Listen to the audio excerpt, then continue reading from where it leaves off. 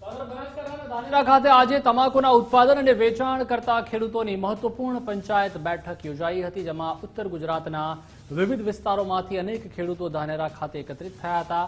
આ બેઠકમાં કેન્દ્ર અને રાજ્ય સરકાર દ્વારા તમાકુના પાક પર લગાવવામાં આવેલ જીએસટી તેમજ પાક નુકસાનીમાં વળતર સહિત અનેક પડતર પ્રશ્નોને લઈને રોષ જોવા મળ્યો હતો।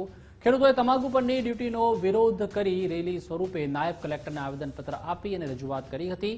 ખેડૂતોએ જણાવ્યું હતું કે વર્ષ 1977માં કોંગ્રેસ સરકાર દરમિયાન તમાકુના કાચા માલ પર લાગતી ડ્યુટી રદ કરવામાં આવી હતી, પરંતુ હાલ ભાજપ સરકારના સમયમાં તમાકુના પાક પર 18% જીએસટી લાગુ કરવાની વિચારણા ચાલી રહી છે, જેના કારણે ખેડૂતોને ઉત્પાદન તેમજ વેચાણ બંનેમાં ગંભીર મુશ્કેલીઓનો સામનો કરવો પડી રહ્યો છે।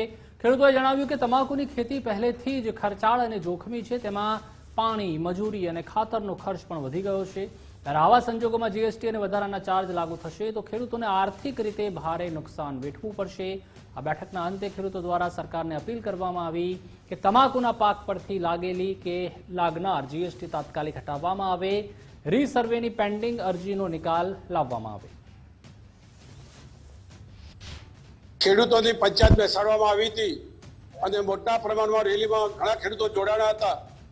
ખેડૂતોનો પ્રશ્ન એવો છે કે અત્યારે સરકારે જે ડ્યુટી નાખવામાં આવી છે તમાકુના પાક ઉપર, એની અસર સીધી ખેડૂતોને થાય છે અને ખેડૂતોને જે પોષણક્ષમ ભાવ મળવા જોઈએ એ મળશે નહીં એવી શંકા હોવાના કારણે એ ડ્યુટીને ઘટાડવા માટે સરકારને વિનંતી કરવા માટે આજે મહાપંચાયત મળી હતી। ધાનેરામાં કિસાન મહાપંચાયતનું આયોજન કરવામાં આવ્યું હતું। સરકાર દ્વારા અવારનવાર ખેડૂતોની ઉપર જે ટેક્સ નાખવામાં આવે છે તેના વિરુદ્ધમાં આજે ધાનેરામાં કિસાન મહાપંચાયતનું આયોજન કરવામાં, જેમાં હજારોની સંખ્યામાં આજે ખેડૂતો જોડાણા હતા। ધાનેરાની અંદર બનાસકાંઠા જિલ્લામાં ધાનેરા ખાતે આજે અમે ખેડૂતોની મહાપંચાયત બોલાવી હતી, જેમાં 100 થી વધારે ગામના ખેડૂતો એકત્રિત થયા હતા। અને આજે ખાસ અમારો ઉદ્દેશ્ય હતો કે સરકારે જ્યારે તમાકુના ટેક્સ ઉપર જ્યારે 28% તો હતું, પણ એના પ્લસ એસઆઈએન કરીને જે 40% જે એક્સ્ટ્રા ટેક્સ માર્યો છે, જેના થકી વેપારીઓને તો તકલીફ પડે જ છે, પરંતુ સૌથી વધારે એની ઇફેક્ટ જે અસર છે એ અમારા ખેડૂતો ઉપર પડે છે। એની અંદર આમ તો ખેડૂતના વિવિધ મુદ્દા હતા, પણ તમાકુના મુદ્દે ખાસ હતું કે તમાકુની અંદર આર્થિક વધારાનો ટેક્સ નાખવામાં આવ્યો અને એના લીધે ખેડૂતોને મોટું નુકસાન વેઠવાનો અત્યારે વારો આવે છે।